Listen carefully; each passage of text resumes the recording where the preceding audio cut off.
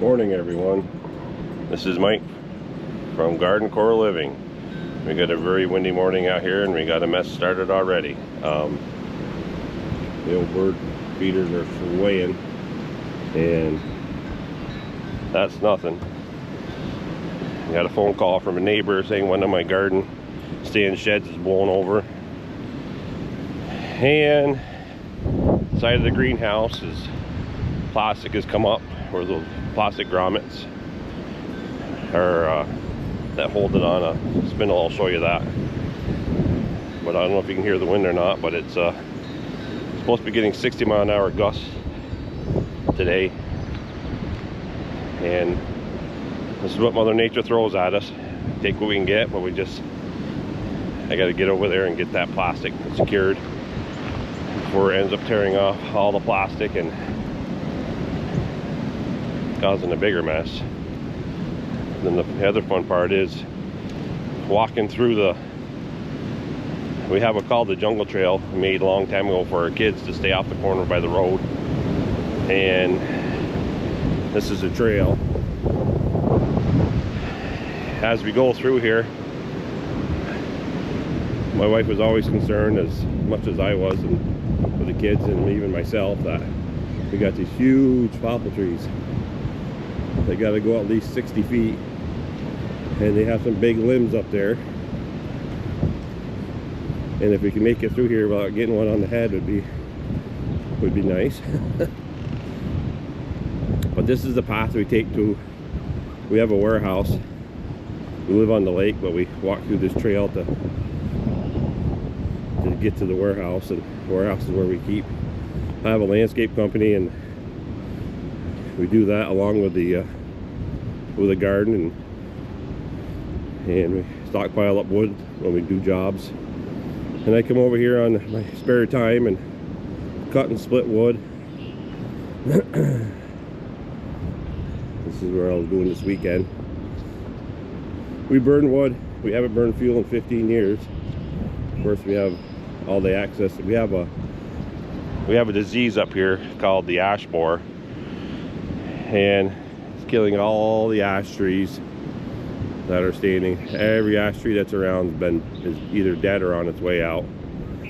But it's a type of wood that doesn't have a lot of creosote in it, so you can cut it and split it and burn it within a week. If you have to, a month or two is better, but so we have an ample supply of that. So I'll quickly show you what kind of mess I'm dealing with. This is our greenhouse, not our greenhouse, but our warehouse. This is where we keep all our tools and stuff for work. This is our buckets we grow carrots in. And this is a greenhouse that we put all our plant starts in and sell in the spring. I got this cleaned up, and we got all our ProMix BX Plus, and we got our containers. And a buddy of mine that owns a feed store had all these plastic pallets. He didn't know what to do with them. I said, I have the perfect place. So I ended up putting them on top of my racks, and we'll load them with plants. But this is what I'm dealing with right now. I just started clamping down some of the plastic on this pipe. You get these little it's 1-inch pipe, and you can buy these plastic snaps that go on the PVC pipe, and then you can roll it up, and then we put a weather strapping down the side, as I'll show you later, to get this thing secured so it won't flap in the breeze and ruin my plastic. So I'll be back with you in a minute. I got to get this done because the wind is ferocious today, 60-mile-an-hour gusts. Talk to you soon.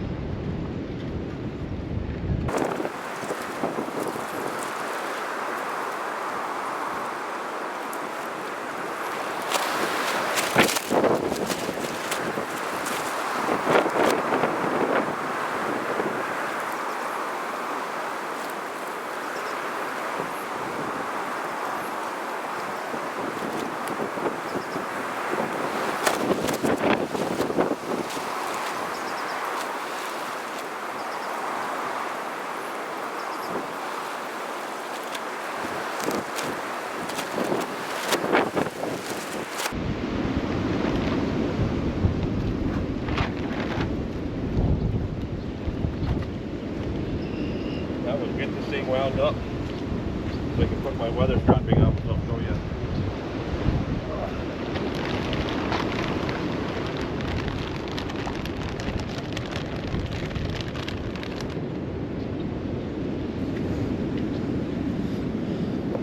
So now we use these clips. We put them into tracking. Then we run a strap up and down to stop this from flapping out.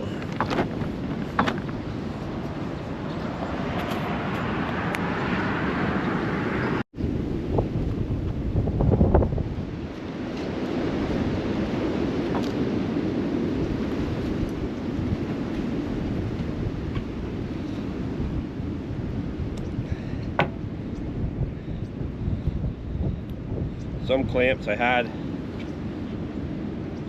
these clamps here blew off, so we had to fasten them back on. So we can put this stripping on here.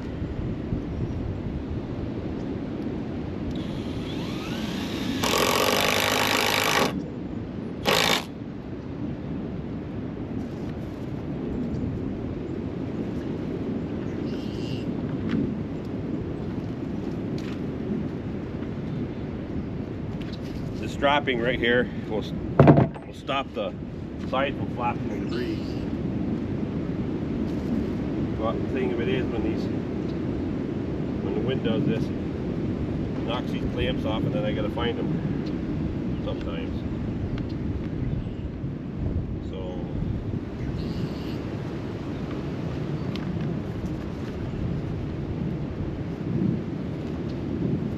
we zigzag them down through.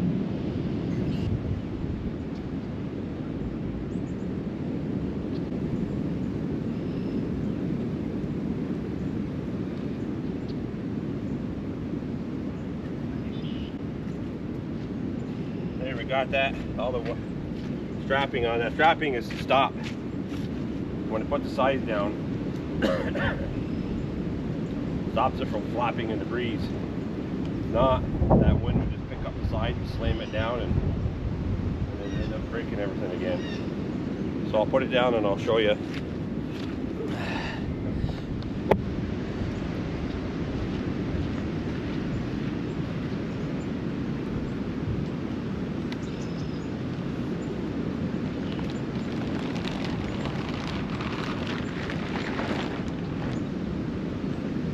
As you see, sides are down, wind can't take it, and swinging in and out, it works really good, and we save the sides through this big wind. Thumbs up.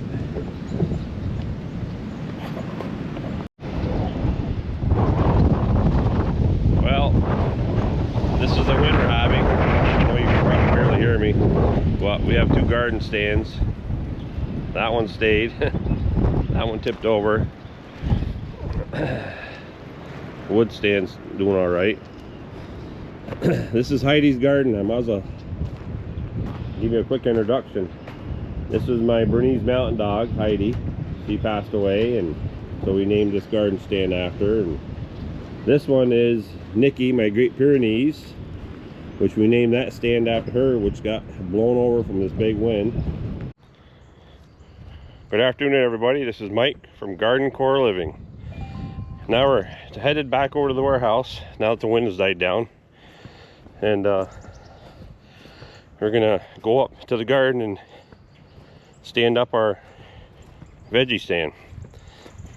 We had a hard wind last night, so it died down so we can get things situated.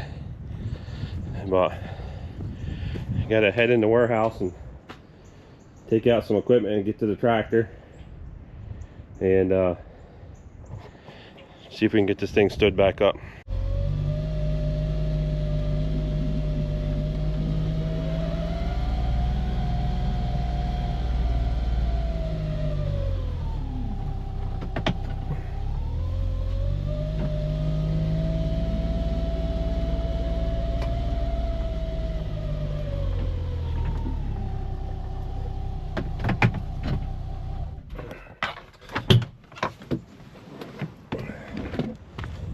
one piece of equipment out.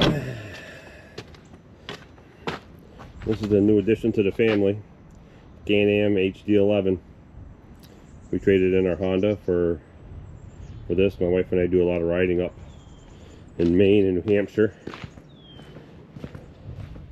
This is the boys call the dungeon.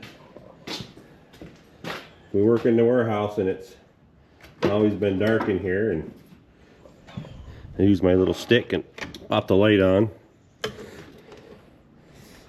We got some cleaning up to do, but we'll get to it. It's all our pruning stuff that we use. We got a couple vintage sleds, 1972 Rampage that we had when I was a kid. 1967 Alpine with a ski boost.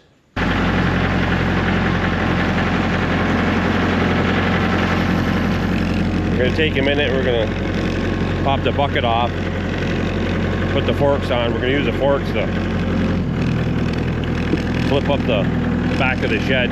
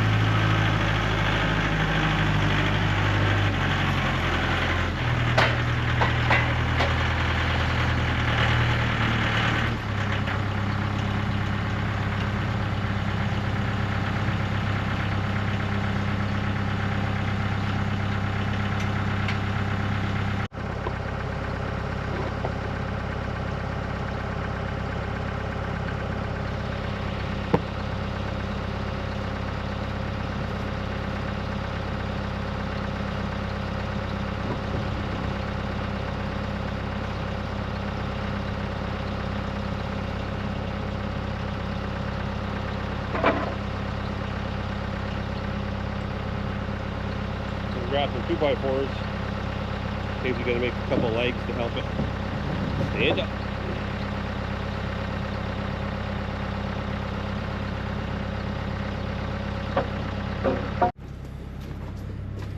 Grabbing the drill and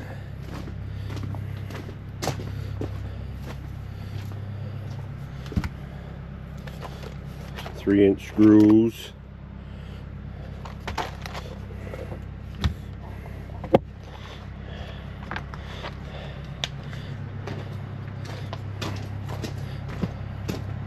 And head back out and look and see what we can do.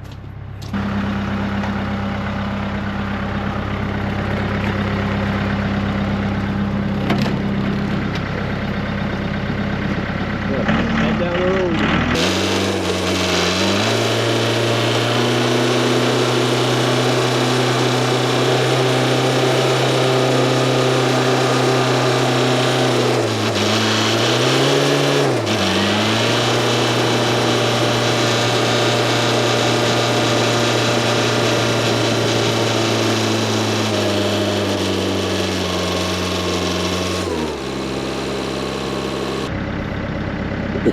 See how we can get this thing stood back up without damaging anything.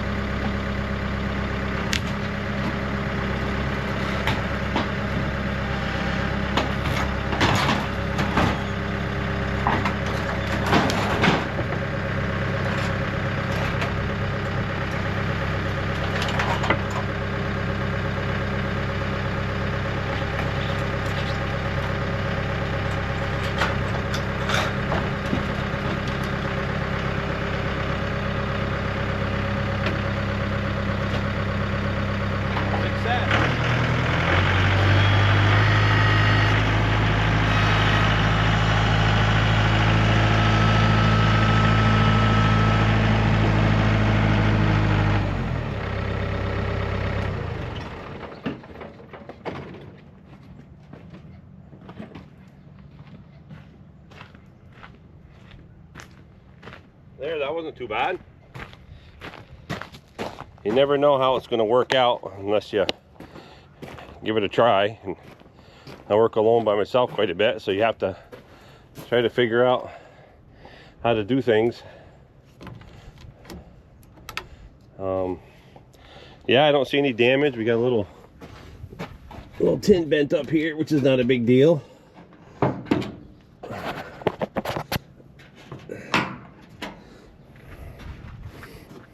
Pretty much in the same place it was. Combined, went back a little bit.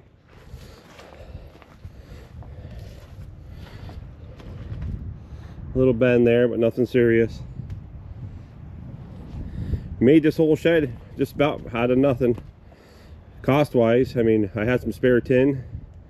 Had a buddy of mine that had some rough edge pine. And this is our Nikki, my Great Pyrenees garden shed, named after her. This is something I made for everyone to put their face in.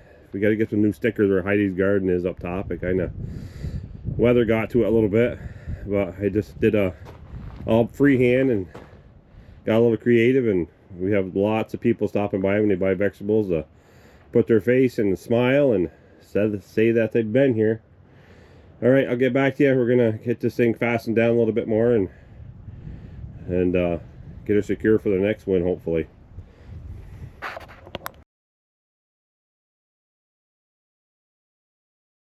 Thanks for hanging out with me. Hope to see you soon. Garden Core Living with Mike. Please like and subscribe.